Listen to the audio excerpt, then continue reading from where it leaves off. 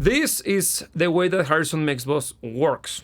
You got here the main kahuna, the big kahuna, which is the actual console, and as you can see, each of the channels comes already with something that looks like an EQ, and you are right, it's an actual equalizer, and it has everything that comes inside built in with a Harrison Mixbus channel strip. Also, we got over here on this area where my face is the mix buses themselves, and that's where the magic happens. You got a series of different elements that are in a sequence affecting everything being sent into it. You will see how it works once we begin with the mix. And as a final step, we got the master bus, which is also loaded with a series of different modules. We got an equalizer, an overdrive section, and a built-in compressor slash limiter. Okay, I know that it sounds complex, I know that it sounds weird, I know that it's totally different from Logic, from Pro Tools, or even Cubase, but this is the way it is, because this is how we used to work back in the day when we had to deal with consoles rather than computers when it came to mixing. So I've been talking for way too long. It's time to get some music going, and I'm gonna begin by first removing the groups, turning them off, every single one of them, and then I'm gonna make sure that since I removed the group, this is something that I don't like about Harrison Mixbus, is kind of iffy in certain areas. I'm gonna remove some of the unused channel strips. We got it there, perfect. Here we go. I'm gonna press play and I'm gonna start to rise up faders.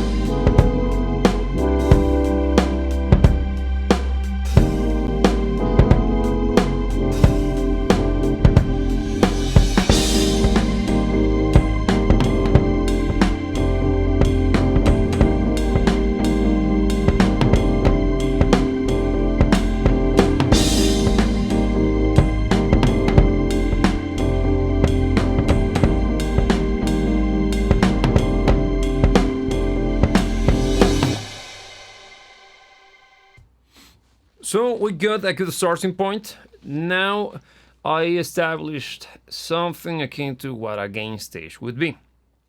Now let me explain how this thing works.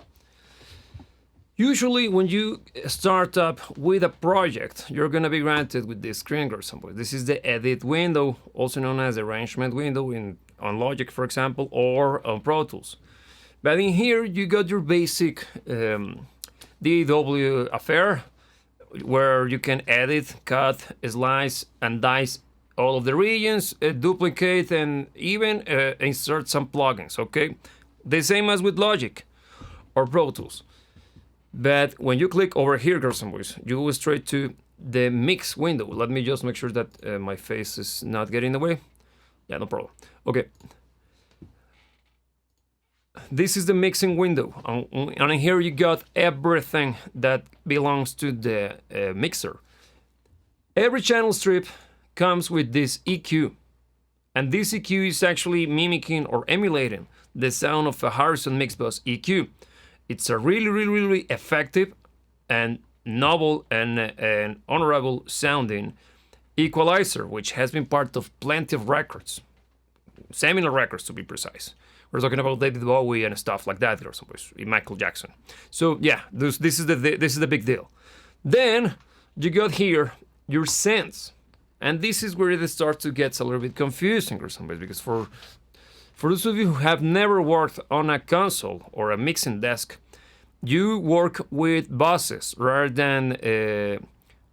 Let me try to frame it in a way that makes sense.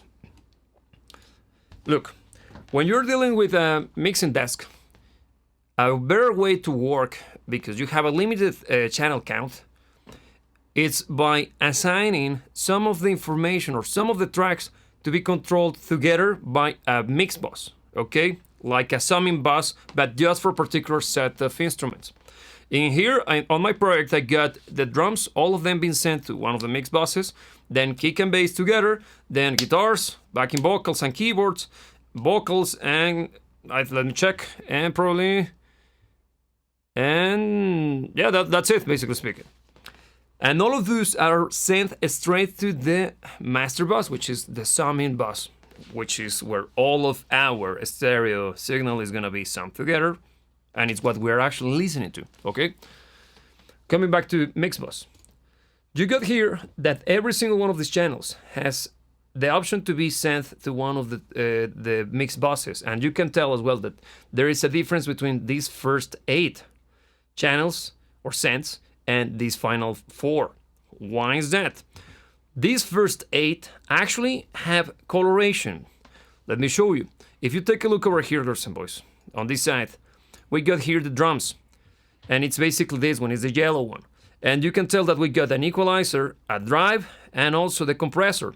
But now take a look at whole, which is where I allocate my reverb. It's just the EQ and the drive.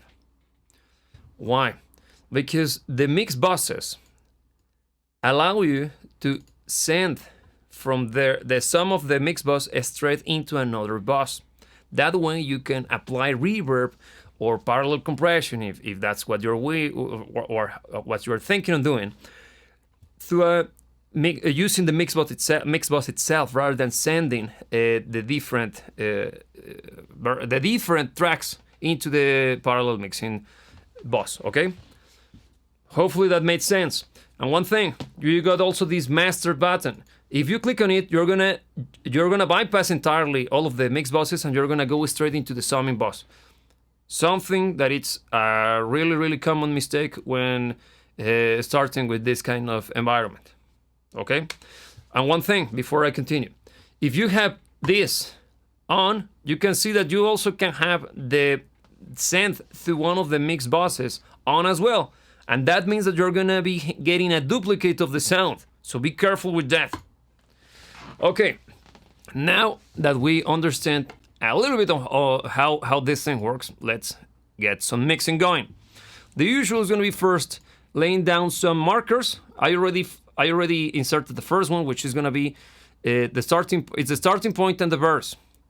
That means that we're gonna be using this section to mix the drums, because that's where we actually just got drums. Let's see.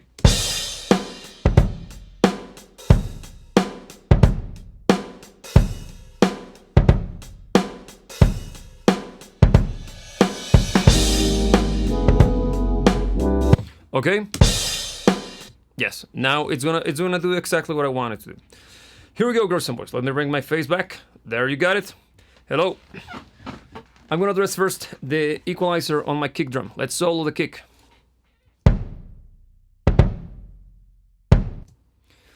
There is a little bit of honkiness. I like the tone and the vibe, but there is a little bit of honkiness on the kick. So